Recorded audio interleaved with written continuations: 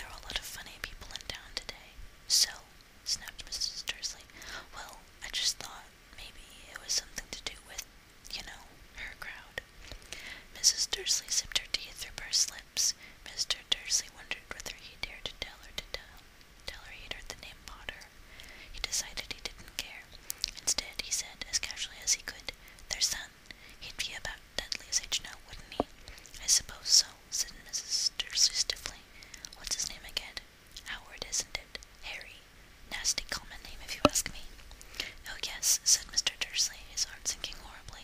Yes, I quite agree. He didn't say another word on the subject as they went upstairs to bed. While Mrs. Dursley was in the bathroom, Mr. Dursley crept to the bedroom window and peered down into the front garden. The cat was still there. It was staring down Privet Drive as though it were waiting for something. Was he imagining things? Could all this have anything to do with the Potters?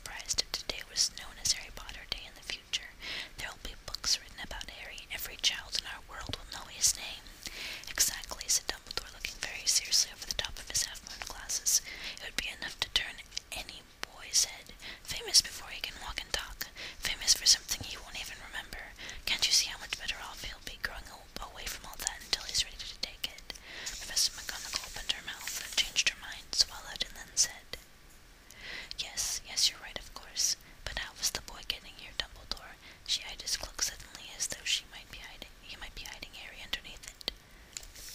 Hagrid's bringing them. You think it wise to trust Hagrid with something as important as this? I would trust Hagrid with my life, said Dumbledore. I'm not saying his heart isn't in the right place, said Professor McGonagall grudgingly, but you can't pretend he's not careless. He does tend to— What was that? A low rumbling sound had broken the silence around them. It grew steadily louder as they looked up and down the street for some sign of a headlight.